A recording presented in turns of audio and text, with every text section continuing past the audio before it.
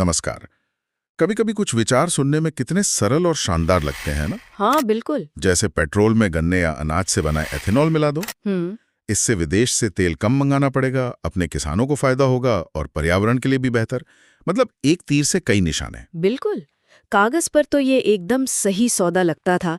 ऐसा लगता था कि इसमें सभी के लिए कुछ ना कुछ अच्छा है, एक विन विन सिचुएशन जैसे कहते हैं। तो आज हम इसी पहले सरल लगने वाले पर अब काफी जटिल बन चुके मुद्दे की गहराई में उतर रहे हैं। हाँ भारत का इथेनॉल मिलाने का कार्यक्रम और उस पर जो ये विवाद छिड़ा हुआ है। सही।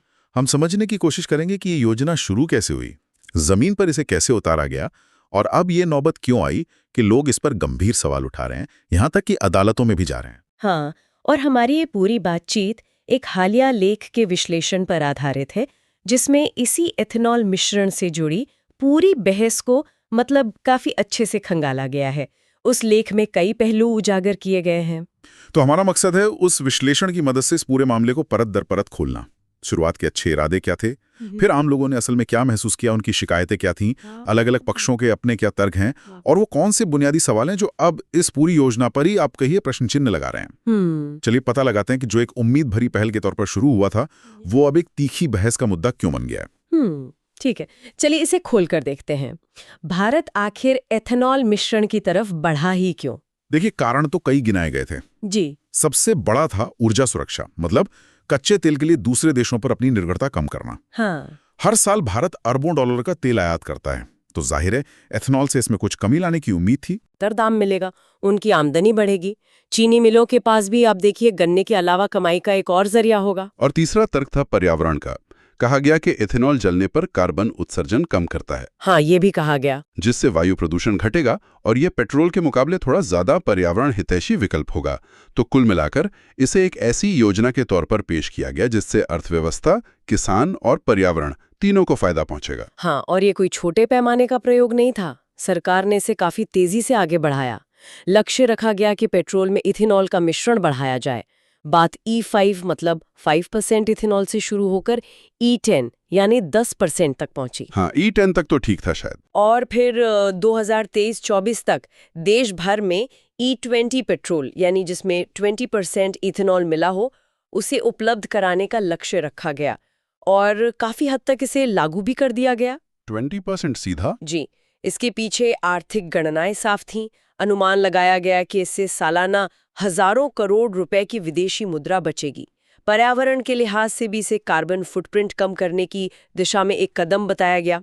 इसे देश के बड़े लक्ष्यों जैसे 2070 तक नेट जीरो उत्सर्जन तक पहुंचने से भी जोड़ा गया। लेकिन जैसे जैसे ये E10 और फिर ये E20 पेट्रोल आम लोगों की गाड़ियों की टंकियों में पहुंचने लगा, वैसे वैसे जमीनी हकीकत और सरकारी वादों के बीच एक दूरी सी महसूस होने लगी।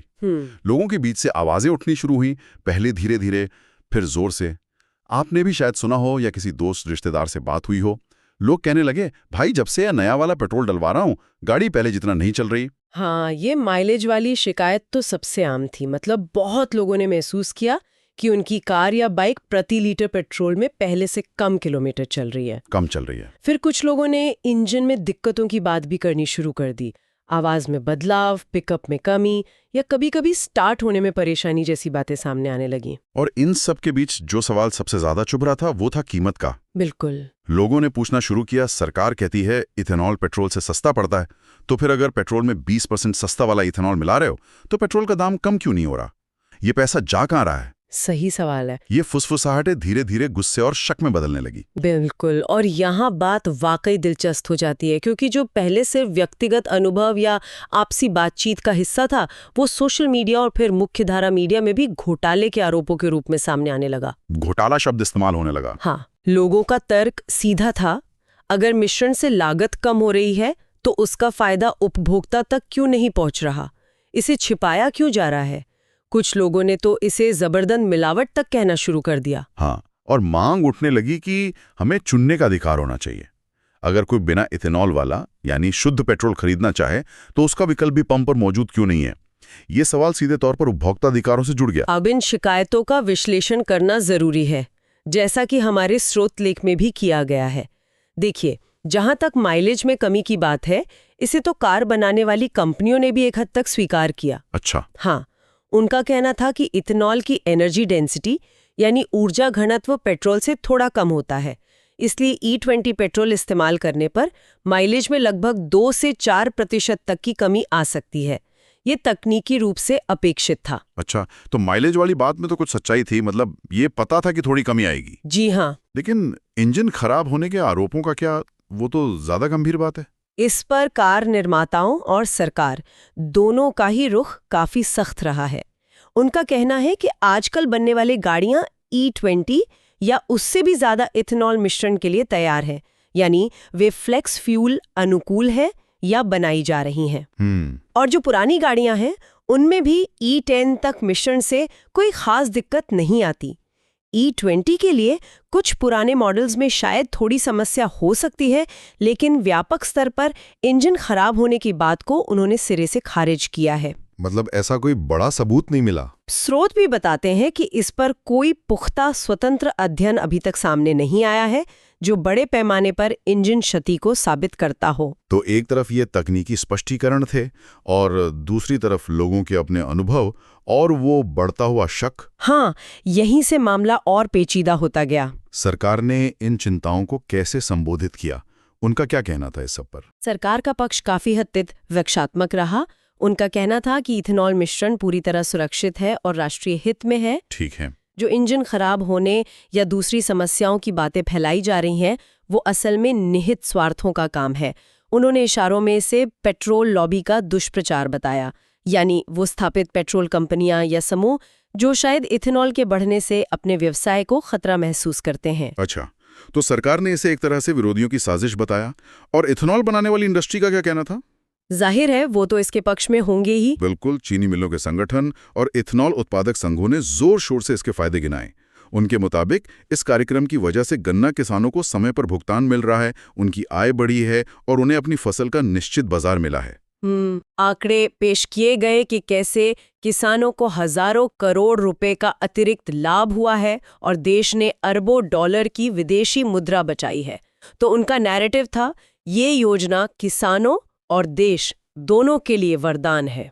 तो यहाँ हमें दो बिल्कुल विपरीत तस्वीरें दिखती हैं। एक तरफ सरकार और इंडस्ट्री कह रही हैं कि सब बढ़िया है, देश आगे बढ़ रहा है, किसान खुश हैं। जी। दूसरी तरफ आम उपभोक्ता कह रहा है कि मेरी गाड़ी कम चल रही है, मुझे शक है कि इंजन खराब हो रहा है, और सबसे बड़ी बात, मेरी जेब से पैसा ज्यादा जा रहा है या कम से कम उतना ही जा रहा है जबकि जाना कम चाहिए था। और इसी गहरे मतभेद और अविश्वास के माहौल में ये मामला देश की सर्वोच्च अदालत सुप्रीम कोर्ट तक पहुंच गया। कई जनहित याचिकाएं मतलब PILs दायर की गईं। PILs? हाँ, ये PILs वो कानूनी रास्ता होती हैं जिनके जरिए कोई भी नागरिक या समूह जनहित से जुड़े मुद्दे सीधे सुप्रीम कोर्ट या हाई कोर्ट के सामने उठा सकता है। तो इन PILs में मुख्य तौर पर क्या मुद्दे उठाए गए, क्या मांगे थीं? यहाँ दिलचस्प बात यह है कि इन याचिकाओं में इथेनॉल के पर्यावरणीय फायदों पर सवाल नहीं उठाया गया। मतलब वो मान रहे थे कि शायद पर्यावरण के लिए ठीक हो। अच्छा। मुख्य जोर पारदर्शिता, उपभोक्ता अधिकार और आर्थिक निष्पक्षता पर था। याचिकाकर्ताओं ने पूछा कि पेट्रोल पंपों पर साफ साफ क्यों नहीं लिखा होता कि किस डिस्पेंसर से कितने प्रतिशत इथेनॉल मिला हुआ पेट्रोल मिल रहा है। हाँ, ये तो होना चाहिए। उपभोक्ता को पूरी जानकारी क्यों नहीं दी जा रही? सही बात है। और कीमत वाला मुद्दा वो उठाया गया। वो सबसे बड़ा सवाल था। याचिकाओं में सीधे तौर पर पूछा गया कि अगर इथेनॉल की लागत पेट्रोल से काफी कम है, जैसा कि सरकारी आंकड़े भी दिखाते हैं, तो फिर E20 पेट्रोल की कीमत लगभग शुद्ध पेट्रोल जितनी ही क्यों है? इसका आर्थिक लाभ आम आदमी तक क्यों नहीं पहुंच रहा? क्या ये तेल कंपनियों या सरकार के खजाने में जा रहा है? और सबसे महत्वपूर्ण सवाल, उपभोक्ता को शुद्ध पेट्रोल यानी E0 खरीदने का विकल्प क्यों नहीं दिया जा रहा? हाँ, चॉइस क्यों नहीं है? इसे एक तरह से उन पर थोपा क्यों जा रहा है? तो ये याचिकाएं सीधे सीधे सरकार की नीति और उसके लागू करने के तरीके पर सवाल उठा रही थी। बिल्कुल। इसे हम देख सकते हैं, एक तरफ सरकार के घोषित बड़े लक्ष्य हैं, ऊर्जा सुरक्षा, किसान कल्याण, पर्यावरण और कॉर्पोरेट हित भी हैं, जैसे तेल कंपनियां, चीनी मिलें। हाँ। और दूसरी तरफ आम नागरिक के मौलिक अधिकार हैं, जानने का अधिकार, चुनने का अधिकार और उसकी आर्थिक चिंताएं हैं। यहीं पर टकराव सबसे स्पष्ट नजर आता है। सही। शोध बताते हैं कि याचिकाओं में इस बात पर भी जोर दिया गया कि क्या सरकार ने इस नीति को लागू करने से पहले इसके सभी संभावित प्रभावों का, खासकर उपभोक्ताओं पर पड़ने वाले असर का ठीक से आकलन किया था या नहीं। तो इस सब का क्या मतलब है? आज स्थिति क्या है? ऐसा लगता है देश दो खेमों में बट गया है इस मुद्दे पर। हाँ, कह सकते हैं। एक तरफ वो लोग हैं जो इसे अभी भी एक जरूरी और सकारात्मक कदम मानते हैं। उनका तर्क है कि शुरुआती दिक्कतों के बावजूद लंबे समय में इसके फायदे ज्यादा हैं। ये भारत को ऊर्जा के मामले में आत्मनिर्भर बनाने और जलवायु परिवर्तन से लड़ने में मदद करेगा। इसे वो एक तरह की हरित क्रांति के तौर पर देखते हैं। और दूसरी तरफ वो बड़ी संख्या है आम उपभोक्ताओं और कुछ विश्लेषकों की जो इसे सीधे सीधे पेट्रोल घोटाला कह रहे हैं। इतना बड़ा शब्द घोटाला? जी, उनका मानना है कि सस्ते इथेनॉल की आड़ में उपभोक्ताओं से ज्यादा पैसे वसूले जा रहे हैं और पारदर्शिता की भारी कमी है। उन्हें लगता है कि फायदे कुछ चुनिंदा लोगों या कंपनियों को मिल रहे हैं, जबकि बोझ आम जनता उठा रही है। और जैसा आपने पहले कहा, बहस का मुद्दा इथेनॉल अच्छा है या बुरा, इससे ज्यादा इस बात पे केंद्रित हो गया है कि इसका आर्थिक बोझ और फायदा कैसे बंटा जा रहा है। सही। वो एक सवाल जो बार बार गूंज रहा है वो यही है, अगर इथेनॉल सस्ता है तो उपभोक्ता को फायदा क्यों नहीं मिल रहा? बिल्कुल। और ये सवाल सिर्फ पेट्रोल की कीमत से जुड़ा नहीं है। अगर हम इसे बड़ी तस्वीर से जोड़ें तो ये सीधे तौर पर सरकार और संस्थानों में जनता के विश्वास से जुड़ा है। विश्वास का सवाल है। हाँ, ये सवाल उठाता है कि नीतियां कैसे बनाई और लागू की जाती हैं। क्या उनमें पारदर्शिता होती है? क्या उनके प्रभावों का ईमानदारी से आकलन होता है? क्या आम नागरिक की आवाज सुनी जाती है? स्रोत बताते हैं कि इथेनॉल की कीमत तय करने की प्रक्रिया, टैक्स का ढांचा और तेल मार्केटिंग कंपनियों के मार्जिन, ये सब मिलकर इतने जटिल हैं कि आम आदमी के लिए समझना मुश्किल है कि आखिर पैसा जा कहाँ रहा है। और यही अपारदर्शिता शक को और गहरा करती है। और ये मामला अभी खत्म नहीं हुआ है, जैसा आपने बताया सुप्रीम कोर्ट में सुनवाई चल रही है। हाँ, मामला अभी विचाराधीन है। अदालत का फैसला इस कहानी को एक नई दिशा देगा।